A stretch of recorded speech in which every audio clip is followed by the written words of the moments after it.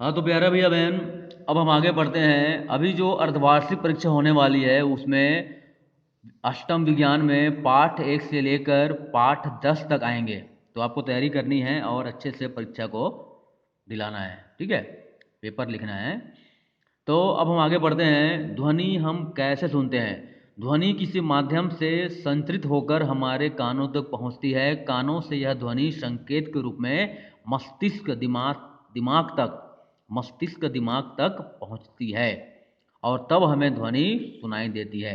मनुष्य का कान 3 प्रमुख अंगों से मिलकर बना होता है। परीक्षा में आता है, मनुष्य का कान कितने अंगों से मिलकर बना होता है? तो प्रमुख रूप से 3 अंग होते हैं: बाह्य कर्ण, मध्य कर्ण और अंतःकर्ण। ये चित्र बताया गया है पुस्तक में। बाह्य कर्ण, ये है मध्य कर्ण और अंतःकर्ण, ठीक है। बाहर से आने वाली आवाज़ बाह्य कर्ण से मध्य कर्ण तक पहुंचती है।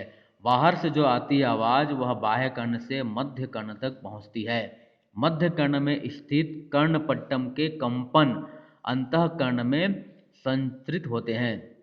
मध्य कर्ण में जो स्थित है कर्ण कर्णपट, वह ये जो कर्णपट है, कर्णपट जो है कंपित होता है।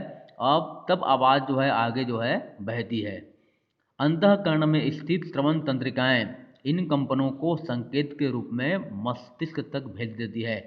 अंतःकरण में जो श्रवण तंत्रिकाएं हैं वह इन कंपनों को संकेत के रूप में मस्तिष्क दिमाग तक भेज देती है। कान बहुत ही संवेदनशील अंग है। हमें इनकी उचित देखभाल करनी चाहिए। हमें कान के अंदर ऐसी कोई भी चीज़ नहीं डालनी चाहिए जो कर्णपट्ट को क्षति पहुंचा दे। इससे ही हम लोग कर्णपट्ट को पर्दा बोलते हैं, ठीक है, कान का पर्दा बोलते हैं। कर्णपट्ट की क्षति से व्यक्ति बहरा हो सकता है।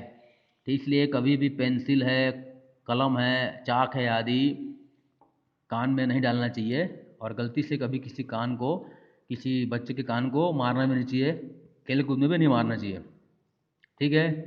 तो ये चित्र बनाएंगे और इसको लिखेंगे। ये है कर्ण की कार्यविधि, ठीक है। ध्वनि का कान से मस्तिष्क तक पहुंचने का ये क्रिया विधि है, इसको आपको बनाना है, लिखना है। अब आता है श्रव्य तथा अश्रव्य ध्वनियाँ। हम जानते हैं कि ध्वनि उत्पन्न करने के लिए वस्तु का कंपन करना आवश्यक है। क्या सभी कंपन करने वाली वस्तुएं ध्वनि उत्पन्न करती हैं? क्या हम सभी ध्वनियाँ सुन सकते हैं? आइए देखें। क्रियाकलाप 7, अपने हाथों को जितनी तेज़ी से संभव हो सके आगे पीछे चलाइए। क्या कोई आवाज़ सुनाई दे रहा है? आप अपने हाथ को 1 सेकंड में 5 या 6 बार से अधिक नहीं चला सकते। इससे उत्पन्न ध्वनि आप नहीं सुन सकते। कुछ जंतु 20,000 कंपन प्रति सेकंड से अधिक आवृत्तियों की ध्वनियों को सुन सकते हैं। हमारे कान सिर्फ उन्हीं ध्वनियों को सुन सकते हैं जिनकी आवृत्ति 20 कंपन प्रति सेकंड हर्ट्ज से 20,000 कंपन प्रति सेकंड हर्ट्ज के बीच हो। सुनी जा सकने वाले इन आवृत्तियों की ध्वनि को श्रव्य ध्वनि कहते हैं। ये है श्रव्य ध्वनि का उत्तर। अब आगे आता है, वह ध्वनि जो 20 कंपन प्रति सेकंड से कम आवृत्ति की होती है अपश्रव्य ध्वनि कहलाती है। जबकि 20,000 कंपन प्रति सेकंड से अधिक आवृत्ति की ध्वनि को हम पराश्रव्य ध्वनि कहते हैं। कुत्ता जो है 40,000 कंपन प्रति सेकंड तक की आवृत्ति सुन सकता है, जबकि चमगादड़ जो है 70,000 कंपन प्रति सेकंड की आवृत्ति की ध्वनि सुन सकता है तथा उत्पन्न भी कर सकता है। अब आता है पराश्रव्य ध्वनियों का उपयोग। पहला है धातुओं के भीतर की बारीक दरारों का पता लगाने के लिए। कोई बड़ी बड़ी मूर्ति है, कोई धातु है, उनके अंदर दरार है क्या, उनको पता लगाने के लिए इसको उपयोग करते हैं। दूसरा है बैक्टीरियाओं को नष्ट करने के लिए, बैक्टीरिया आदि को मारने के लिए।